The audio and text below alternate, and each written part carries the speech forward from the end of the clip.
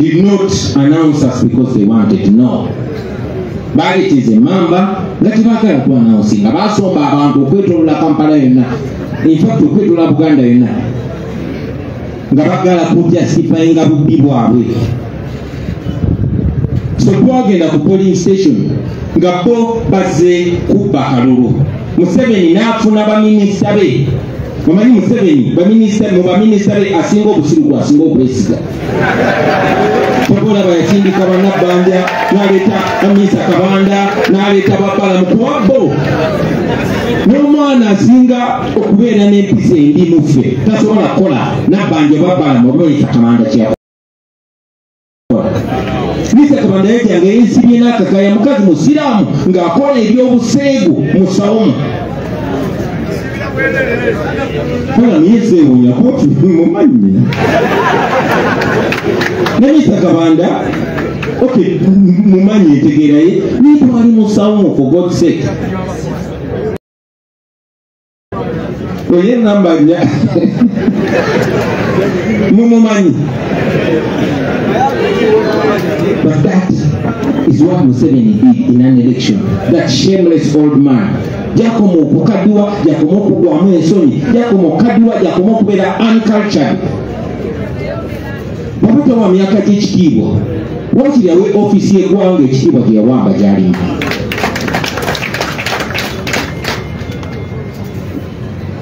Naye n'ebyo byonna abantu b'e Kawempe mwawangula. Mwebali nnyo mwebali ddala Baganda bange.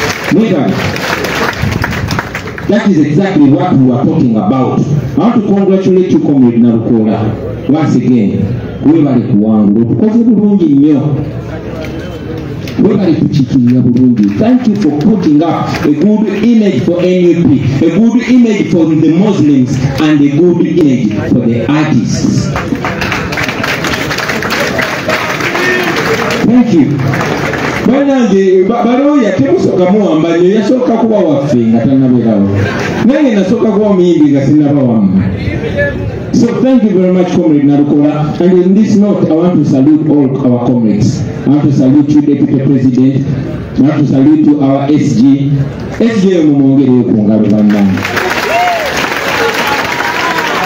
I want to salute the leaders in Kawempe. I want to salute you, Comrade Magara Umaru naimo mupere kungalo bandange.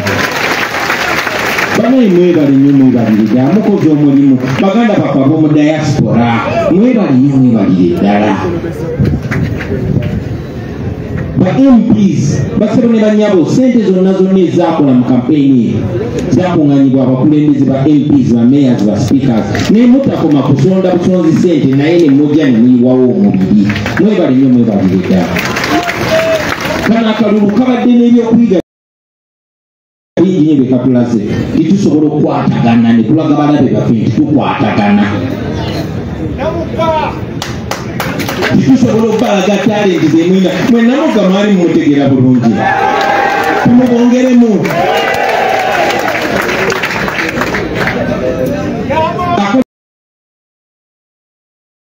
Kano kaalaga nti muli more coordinated ba food soldiers. Mwebali nnyo mwebalire ddala.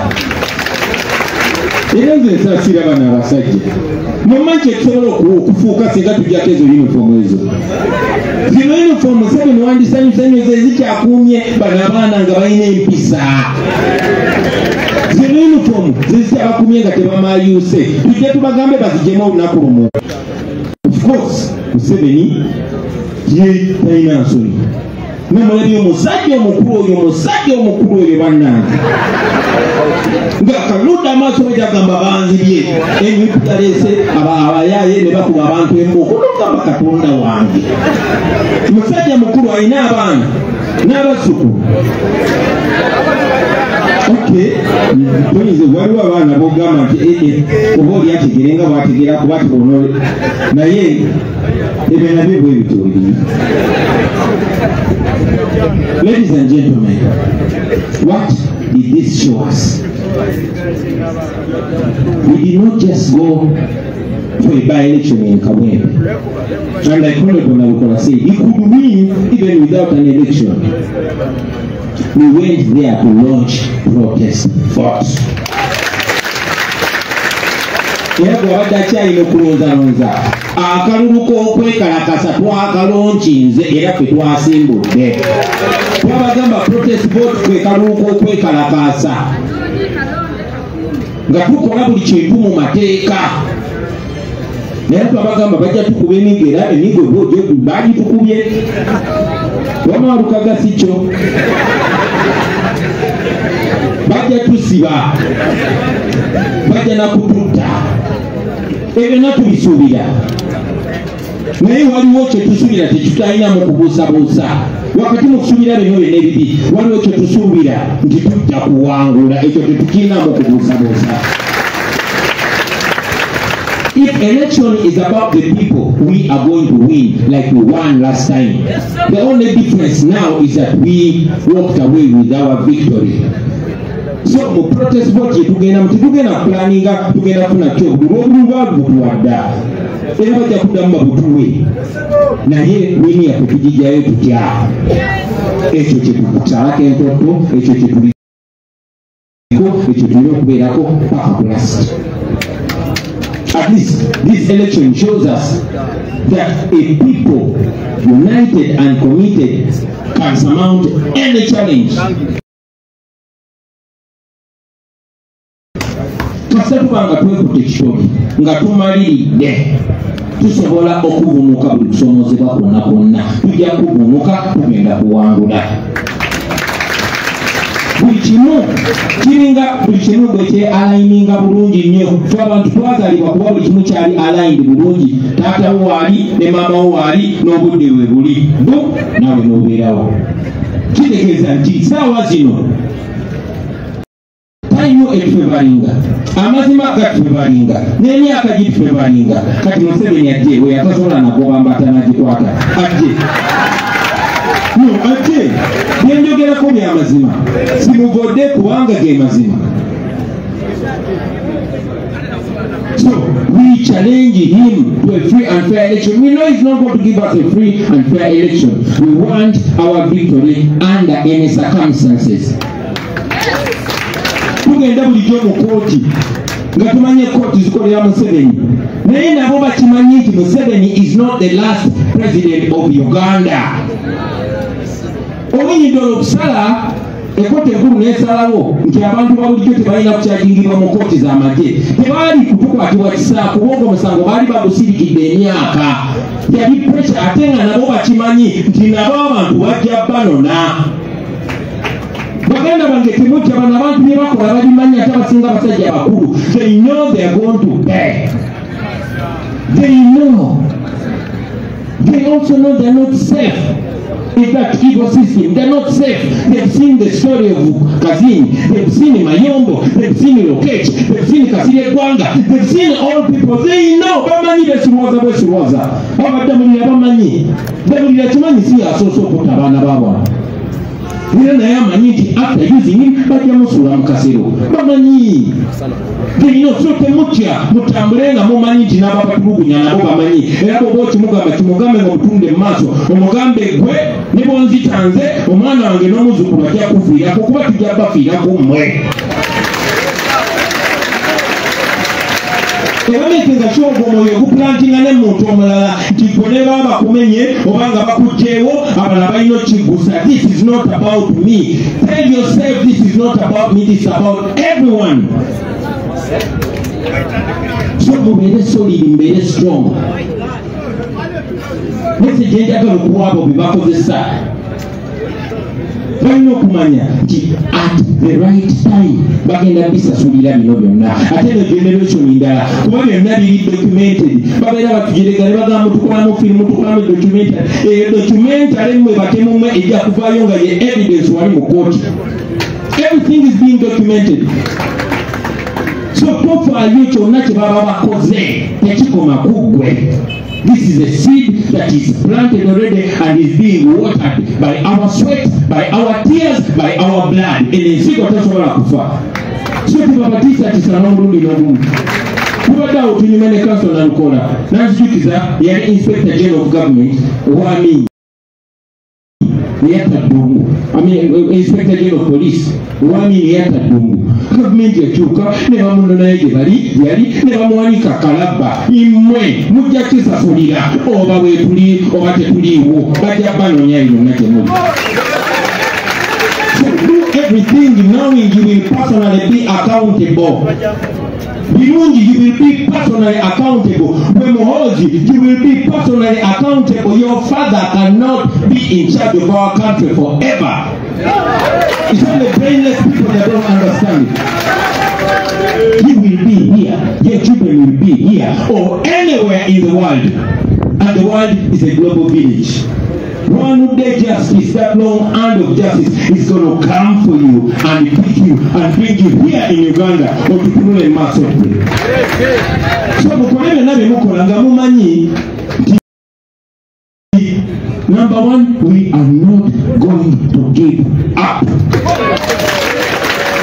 This should teach you that you can jail us, you can kill us, you can rape our sisters, you can sodomize our brothers, you can do all manner of evil, but we will not stop. We will not. Njagala nsindikire nammwe abaana ba ghetto bye bakozesa abasirusiru. Njagala obategeeza si mwe musoose fe ababasinga ku myaka tubadde bali esite. Tulabe bano abasajja tulabe be bakozesa ekyennaku temusoma byafaayo ate muli bato temulabe byafaayo. Kumani agenda okubanda okusinga sobi amalu bakozesa bagenda either basaanyaawo nga tebagala kuuma bujulizi oba bakozesa emmwe kennyini okubateekayo naye temuyiga. Ate ekyo tekimala mmwe sengawo maamawo taatawo ne famire yo tegenda kubeera nawa SFC oba wajjaki abakuuma buli nnaku ababakuuma be bantu ba bulijjo. Mulowooza abantu bemukolako ebikolobero bo bagenda bakola batya nga bafunye tayimu yaabwe. Nabagambye kawempejeeze zitoni ne ziki zonna akalulu nagwa bajja zivuga batambule bagende batambule bakyali eyo bwabadde omugomulesa abadde atambula n'abaana abo abasirikale ngamba genda bali mugete erikwata gondi negondi genda bali bakyali eyo. How long are you going to be used like idiots? Tibabaagala mwebana amala okukozesa nga bekozesa si papa nga basumba eri naye temuyiga. Nolwensonga abantu bemuwangaliramu bo bagenda bayigiriza essomo mwe bwemuba temuyiga. Abantu tebagenda kkiriza kutulugunyizibwa. Taba abadde wano n'ekyogerako ate nzikiriziganya naye. Ntwala obudde bungi nnyo ne bakulembeze bannange okukakkanya bano abaana. Sometimes nembula n'ebigambo kuba akomawo bamumenye bamukoze eki bamukubye obubale kati okozesa bigambo ky'omukakkanya. Ekiseera kigenda kutuuka bano abaana babanone mmwe kigenda kutuuka bagenda balya ate abo bennyini ababeetoolodde babamanyi nga bwe mubamanyi. Mulina okutwala obudde ne munoonya oyo yaani abeerawa bo bamanyi kuba mwe mujja ssente zaabwe mwe mubabonyabonya mwe mubasiba. I want you to know that. Wama abantu beekawempe badde njogera ku protest vote eno nti etulaze tetusobola banaye tetusobola kyabadde kawempe nga bonna amagye gonna n'agejinya n'agaawa bonna ababi ba Museveni babadde kawempe bazeeyo bonna ng'obusima ebbumba. Kakati wetubagabanyamu abamu ne bagenda e Kawempe, abamu ne bagenda mu Kampala Centre, abalala ne bagenda e Makindi, abalala ne bagenda kyogamba bayinza otusobola nga uniform tuzigyemu ne tuziteeka ebbali ne tukola kye tulina okukola. Njagala okusinziira ano basaba mugende mutandike okwekolamu omulimu muzimbe gaali muli constituency mula MP abakulembeze muzimbe gaali nga zakuteekawo resistance ekimenya amateeka kyetwabakoze e Kawempe. Njagala tukibakole Makindye, tukibakole Ssaabagabo, tukibakole mu Central, tukibakole Busoga, tukibakole Mbale, tukibakole Gomba, tukibakole mu Uganda yonna ate nga tusobeka. Mukitandike kubanga betulimu bya ddala. Njagala buli omu tumutendule, nze mundekere namukadde.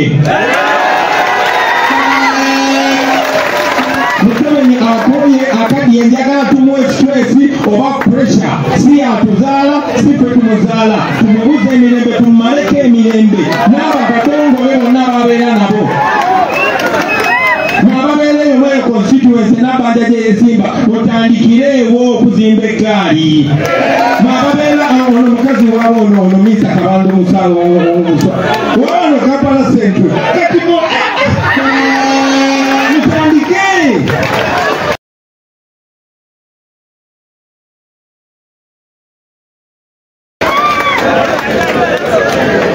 twagala mukyaji abantu baffe bw'abadde n'okubuusabuusa okirabye tukisoboka twagala in every position abantu mbanyonyole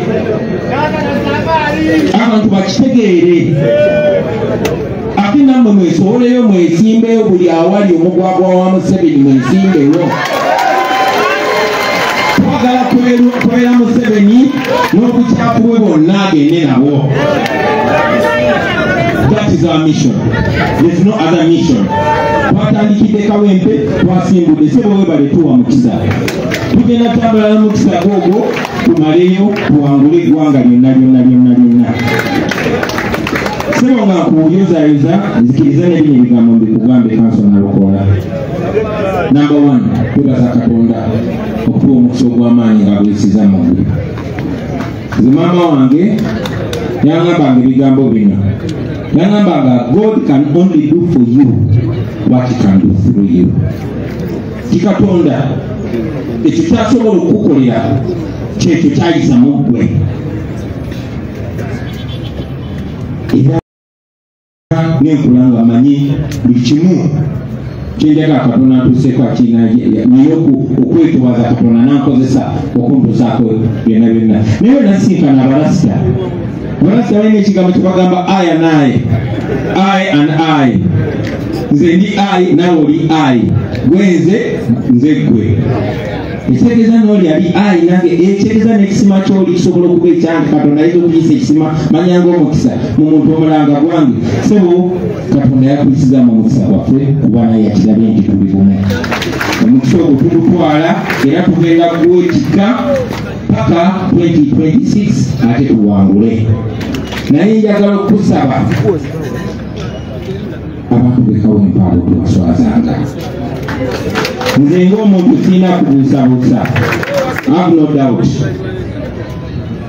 Ng'ekibiina tebalina kubuusabuusa otherwise tebandituddeyo ne beeyiwawo bonna. Nkakasa abantu b'Kawempe kati nabo tebalina kubuusabuusa kubanga nabo baguddeyo ne boogera n'eddoboozi olw'omwanguka. Tetulina kubuusabuusa mu busobozi bwo na bumanyirivu bwo na bukenkufu bwo. Naye munnange era twali tubaddeko n'abantu abakenkufu oba bwe tuwe twalowooza naye makulu lwabayisaako akawo ka ssente wano mu bulabe ate nga baali bategeera ebiseera ebyo naye tetuli confident titujja kuswaza abantu b'Kawempe. Ate nammwe abantu b'Kawempe muyinza okuba temumanyi kyemwafunye ng'oyo musajja mumanyi oyo ate n'ekibiina kyemumanyi mwafunye emaali waffe kati atutwala nkakasa ajja tukulembera bulungi politically. Let us do the work. Finally, basebo ne banyabo njagala okuweereza buno obubaka regime ya Museveni. General Museveni and your regime, you've tried so much to turn us into pieces. You've tried so much to provoke us. We are proud that we've resisted going the nasty way. While the NUP is a moral group, while the NUP is a non-violent group, we have said it many times that there will come a time when we can no longer hold on to the young people of Uganda who want to free themselves by any means necessary. Yes. So it is in your best interest to read the times and read them right. There's so many people that have shielded you from reality. They probably misinform you, or you lie deliberately. But I'm here telling you, on behalf of my great-grandparents and on behalf of my posterity, on behalf of those that are living and those that you've killed, that you cannot kill all of us. And you should know that our lives don't stop with us being alive. That's why you keep being shocked. There's yet another radical coming up. You keep radicalizing us because we are products of your oppression. It is not too late for you to stop. It is not too late for you to change. We don't want to mess up this country, but this country will be messed if we continue being messed. We love our country. We want the best for our country. And I know you and your lieutenants are listening. We don't fear you. You have failed to break us. You will never break us. We are indigenous people, and we are talking to you as indigenous people. We have every right to belong here. We have every right to enjoy the laws of this country, and the laws of this country protect us and give us a right to politically participate. Don't try to test the times. You cannot stop this. It is not too late for you to do the right thing, for you to respect your age, for you to have a good legacy.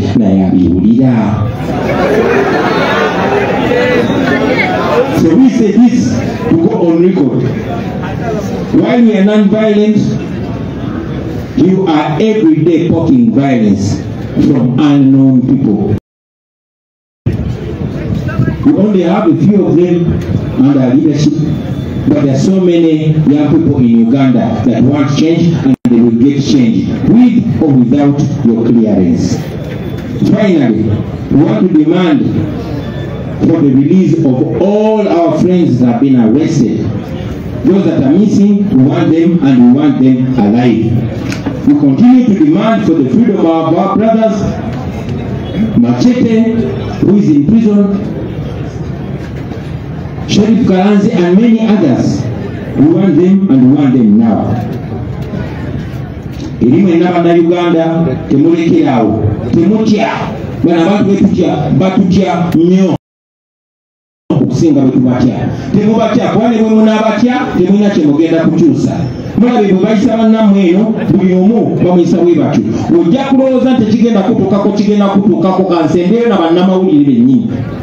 Tubeebaza omulimu gwe mukola. Tubasaasira, and we stand in solidarity with you. But every bad thing comes with something good, at least a lesson. Let it show you that no one is safe, not even you. Not even when they use you. Naye bana mawulire abamu nga mmanyi nti bano bakolera Eugene. Naye nabo wembuya teyabataasiza, naye mbokubazi bakubi. So you're not safe. You're only safe in a free country. Unfortunately, now you get a balaba, but you buy it, or you take a bossy babu, Bababuze, or a tise, or a way to your meal, until another disaster happens.